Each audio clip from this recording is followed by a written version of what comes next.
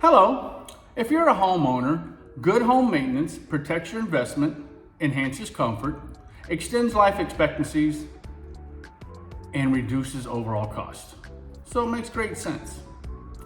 My name's Cody Waitman. I'm owner of Providence Property Inspections. I wanted to make this short little video to show you 6 of what we consider important monthly maintenance tips. First on the list of things to check monthly, smoke detectors.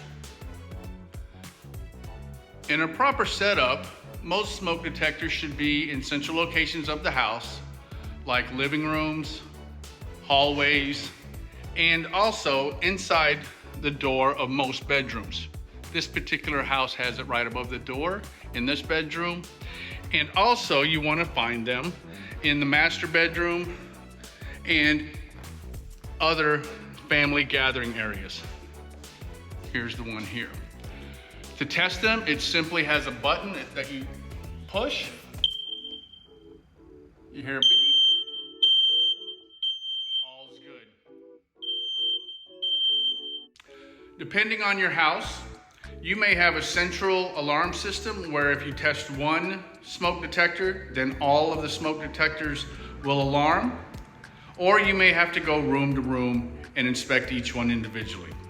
But it's highly suggested that you inspect your smoke detectors each month. Pick a date, put it on your calendar, like the 15th.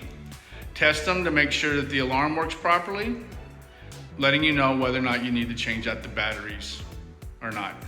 Most all smoke detectors take 9-volt batteries, so it's highly suggested that you keep extras in the house. Second on the list, carbon monoxide alarms.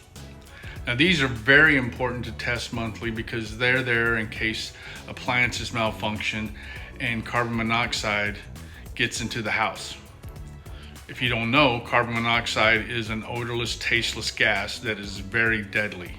And so these alarms need to be checked on a monthly basis for sure.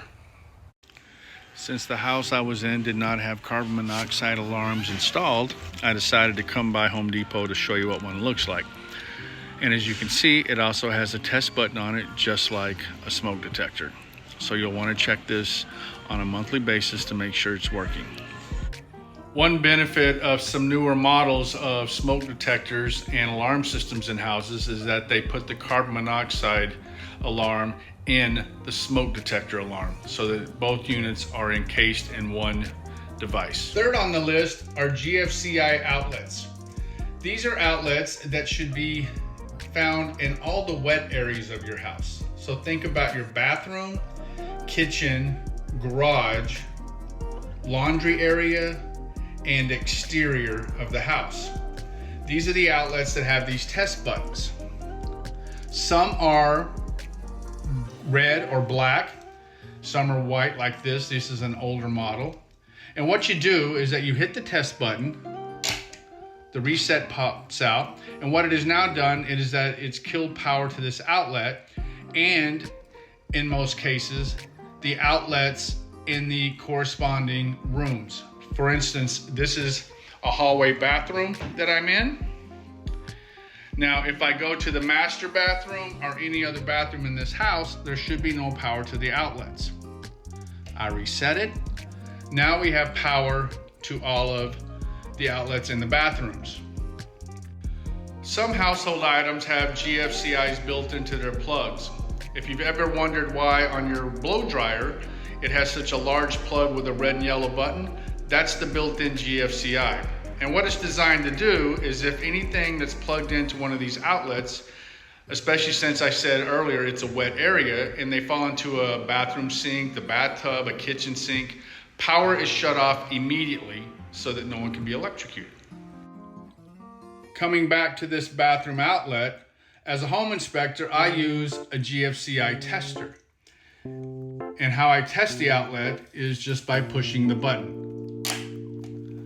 With this tool, I'm able to test the outlets in the other rooms that correspond with this outlet that don't have the buttons.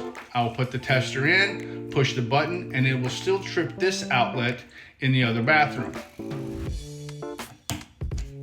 Power back on. Fourth on the list are air conditioning air filters. Air conditioning air filters are usually found at the intake of air to the air conditioning. Sometimes they're in the ceiling like you see here. Sometimes, depending on the unit, they can be down on the floor on a lower area. This house doesn't have that. Others, you may have to go all the way into the attic. But what you do is you go up to the intake. There should be tabs to open up here and here. Slowly let it down and the filter will fall out. This particular filter is pretty dirty. As you can see by how gray it is, that should be white. Some people say that changing this monthly is overkill. The average is every 3 months. But if you do have allergies or you live in a very dry, dusty area, you'd want to change it sooner. But at least checking it monthly will give you an idea on if it needs to be replaced.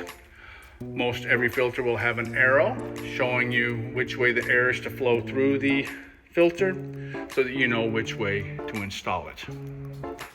In condominiums, a lot of times furnace and the water heater are in a similar closet, so it's very simple to change the filter here.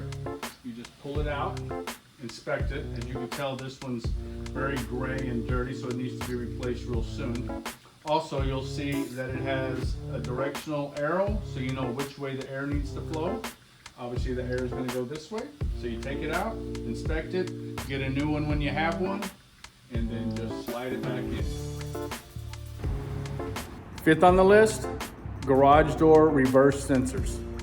Garage door sensors are usually mounted no more than 6 inches above the ground on either side of the garage door.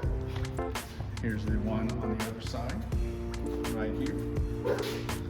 What they are designed to do is when the garage door is closing, if anything crosses this line, the garage door will stop and go back up.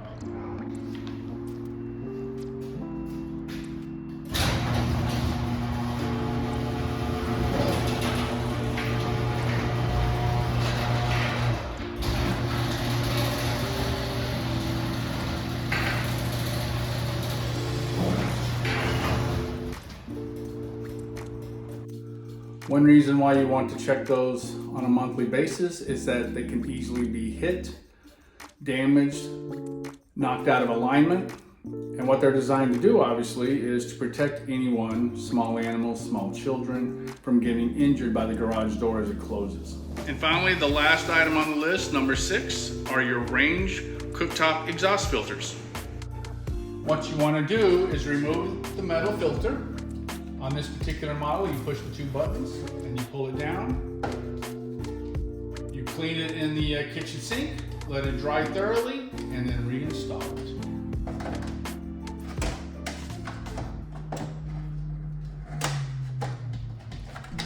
There you go, nice and tidy. The most common cooktop range hood filter is located on the bottom of a cabinet mounted microwave. They're just as easy to remove. Take the metal filters, remove them, clean them in the kitchen sink, let them dry, and reinstall them. The main reason you want to do this is to maintain efficiency, reduce energy cost, and most of all, reduce the chance of any grease fires. Well, I hope those 6 tips are very helpful to you today. We ask that you please like and subscribe to our channel, and we hope to see you again in the future as we continue to make videos to help you maintain probably the most expensive investment you'll ever have, your house. And we'd like to be able to help you make your house into a proper home. Have a great day, and God bless.